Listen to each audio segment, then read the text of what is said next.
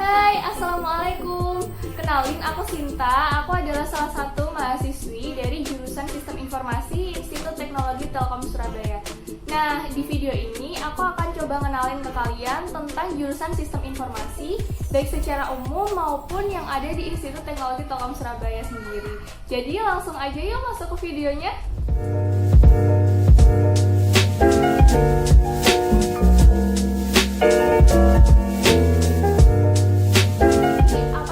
Kita bahas kali ini yang kita bahas kali ini itu tentang definisi atau pengertian dari jurusan Sistem Informasi. Terus juga ada sejarah dari rumpun informatika yang pastinya salah satunya ada Sistem Informasi juga. Terus kita juga mau membahas tentang apa aja sih yang kita pelajari di jurusan Sistem Informasi. Jadi buat kalian yang mau tahu lebih dalam tentang bahasan kali ini, simak baik-baik videonya ya.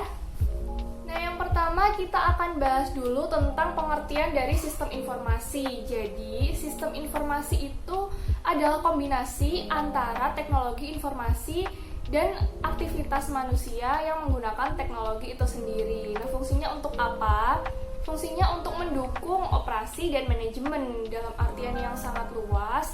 Istilah sistem informasi ini merujuk pada interaksi antara manusia, proses algoritmik, data, dan teknologi. Nah, tapi bukan berarti hanya berfokus pada TIK saja, tetapi di mana cara untuk seseorang menggunakan teknologi untuk mendukung proses bisnisnya. Jadi, udah paham ya teman-teman pengertian dari sistem informasi itu apa?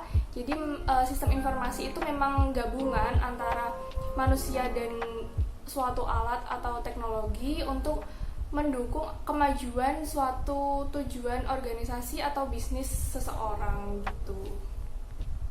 Nah, selanjutnya kita akan bahas sejarah tentang rumpun ilmu informatika. Nah, sebelum kita masuk lebih dalam lagi tentang sejarahnya, kita bahas dulu tentang definisi atau pengertiannya dari kata informatika itu sendiri. Jadi, menurut para ahli dan ruang lingkupnya juga, kata informatika itu pada dasarnya mereka adalah ilmu yang berhubungan dengan informasi. Seperti yang kita ketahui, sebuah informasi dapat direkam atau ditransmisikan. Hal ini termasuk seperti tanda atau sebagai sinyal atau gelombang.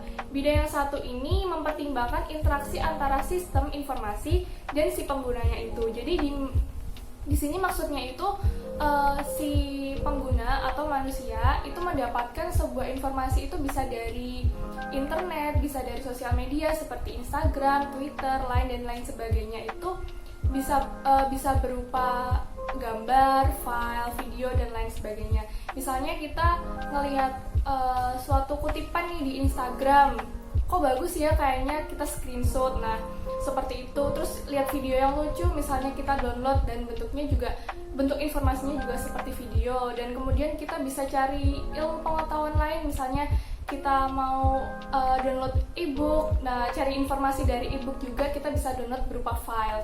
Nah, jenis informasi seperti itu yang dimaksud yang bisa ditransmisikan itu. Nah, jadi istilah informatika sendiri pertama kali diciptakan oleh seorang ilmuwan perangkat komputer Jerman yang bernama Carl Steinbach pada tahun 1957 melalui makalahnya yang diterbitkan berjudul Informatic Automatic Information and Processing.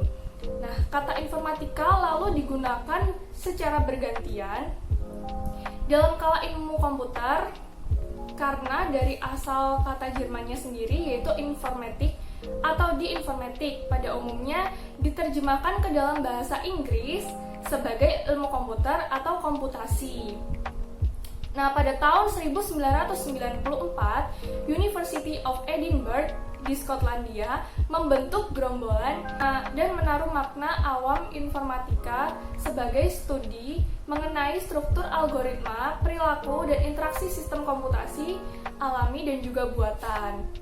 Makna tersebut dipakai secara luas di Inggris hingga sekarang, terutama di tahun 2020 seperti sekarang ini. Nah, setelah kita tahu sejarah awal dari informatika sendiri, di sini ada beberapa aspek dari ruang lingkup ilmu informatika yang perlu kita ketahui juga. Antara lain, yang pertama teori informasi, yang kedua ada ilmu informasi, ada ilmu komputer dan teknik komputer, ada sistem informasi pastinya, ada ilmu keamanan informasi, dan yang terakhir ada ilmu informatika sosial. Nah, apa sih perbedaannya dan keunggulan sistem informasi dibandingkan dengan aspek dari ruang lingkup informatika yang lainnya? Jadi di sini aku akan ngejelasin dulu. Pertama itu tentang definisi dari masing-masing aspeknya. Jadi yang pertama ada teori informasi. Teori informasi ini adalah teori yang mempelajari konsep matematis dari suatu informasi. Kemudian ada ilmu informasi. Jadi ilmu informasi itu adalah ilmu yang mengusut atau membahas tentang cara pengumpulan, penjabaran, manipulasi, penyimpanan, pengaksesan, dan penyebarluasan informasi untuk keperluan sosial dan juga kemasyarakatan secara menyeluruh. Ada juga ilmu komputer dan teknik komputer. Nah, di sini ilmu komputer dan teknik komputer adalah ruang lingkup informatika yang menyelidiki mengenai pemrosesan, pengarsipan, dan juga penjabaran informasi dengan menggunakan teknologi informasi serta juga menggunakan pemrograman yang berbasis komputer. Nah, selanjutnya ada sistem informasi.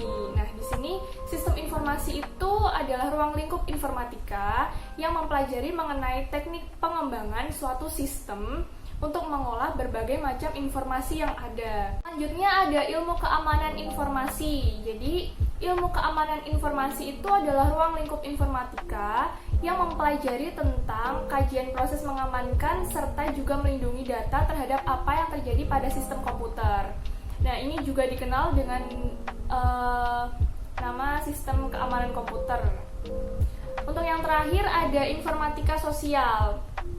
Ruang lingkup informatika sosial mempelajari aspek sosial dari TIK dan ICT dalam perubahan sosial dan juga organisasional, penggunaan teknologi dalam konteks sosial, dan cara dalam kelembagaan teknologi informasi sosial yang dipengaruhi oleh kekuatan sosial serta praktik-praktik sosial dan juga kemasyarakatan. Nah, terus apa nih keunggulan sistem informasi dibandingkan dengan aspek ruang lingkup ilmu informatika yang lainnya?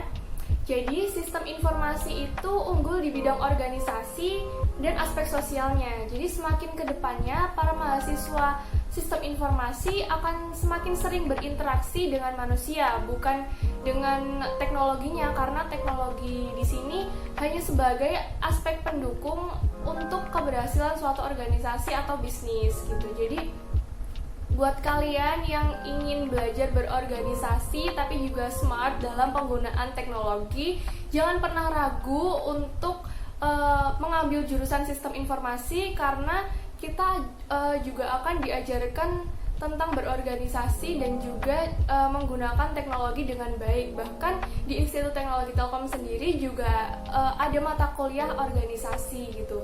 Nah, ngomong-ngomong masalah mata kuliah nih, apa sih yang kita pelajari di jurusan sistem informasi? Berhubung saya adalah mahasiswi dari sistem informasi Institut Teknologi Telkom Surabaya, saya akan sedikit share tentang mata kuliah semester awal saya ini yang saya pelajari di Institut Teknologi Telkom Surabaya pada jurusan sistem informasi. Jadi kita akan belajar matematika kalkulus nih, ada literasi TIK, juga ada konsep teknologi, matematika diskrit, pengantar sistem informasi, algoritma dan pemrograman pastinya. Kalau di jurusan sistem informasi ini kita menggunakan bahasa pemrograman Python. Nah, untuk itu juga pasti ada praktikum algoritma pemrogramannya juga, ada arsitektur dan organisasi komputer. Nah, seperti yang aku bilang tadi, ada mata kuliah organisasi juga. Nah, karena di Institut Teknologi Telkom sendiri itu berfokus pada logistik dan maritim, dia juga ada kayak mata kuliah pilihan seperti manajemen transportasi dan lain sebagainya nanti akan dipilih juga sesuai minat dan kemampuan masing-masing mahasiswa. Buat kalian juga yang mau masuk jurusan sistem informasi karena ingin menghindari matematika, kalian salah besar karena di sini yang saya sebutkan tadi juga ada matematika kalkulus, matematika diskrit. Itu benar-benar matematika yang menjadi konsep dasar kalian dalam pemrograman. Jadi justru matematika di sini itu penting banget. Jangan salah persepsi teman-teman, karena di jurusan sistem informasi itu kita juga belajar ekonomi, belajar manajemen juga. Pastinya ada matematika, ada hitung-hitungannya juga gitu. Nah, setelah kita tahu banyak tentang jurusan sistem informasi, mulai dari sejarahnya, mulai dari apa yang dipelajari juga, kita pasti juga mau tahu dong prospek kerjanya mereka-mereka dari jurusan sistem informasi itu kayak apa. Nah, jadi mereka lulusan sistem informasi itu bisa menjadi seorang sistem analis, project manager, database administrator, business analyst, information system manager, software developer, e-commerce system developer, dan programmer juga. Nah, seperti yang kita tahu bahwa sebuah pekerjaan itu mereka pasti punya kriteria sumber daya manusia tersendiri. Nah, kita tergantung nih kita tuh unggulnya di bidang apa, minat di bidang apa. Nah, itu juga pengaruh juga nantinya akan mengarahkan kita di mana. Nah, sambil menjalani masa perkuliahan, nggak ada salahnya juga kita mulai mencari tahu passion kita, bakat minat kita itu di mana. Nanti bisa mengarahkan juga kita tuh nanti ke depannya mau kerja yang kayak apa, mau jadi apa, itu juga bisa banget karena supaya kita tuh lebih terarah, lebih matang gitu dalam persiapannya gitu. Nah, untuk alasan aku sendiri kenapa memilih melanjutkan di Sistem Informasi Institut Teknologi Telkom Surabaya, karena yang pertama itu sekarang itu kan udah era 5.0 di mana semuanya serba digital, bahkan banyak sekali perusahaan yang ingin memajukan perusahaannya di bidang teknologinya. Nah, karena itu dunia mau nggak mau menuntut kita untuk pandai dalam penggunaan IT, kemudian juga pandai dalam berbisnis, berorganisasi, dan lain sebagainya. Akhirnya saya memilih untuk melanjutkan di jurusan sistem informasi. Nah, untuk Institut Teknologi Telkom Surabaya sendiri, kenapa saya memilih di sana? Karena universitas yang berada di bawah naungan Yayasan Telkom itu merupakan universitas yang memiliki jurusan IT yang terbaik juga di Indonesia. Jadi menurut saya nggak salah untuk melanjutkan di Institut Teknologi Telkom Surabaya, terutama di jurusan sistem informasi. Jadi segini dulu video dari aku. Jangan lupa like, comment, and subscribe. Kalian juga boleh share ke teman-teman kalian. Aku berharap banget semoga video ini bermanfaat buat kalian yang ingin tahu lebih dalam tentang jurusan sistem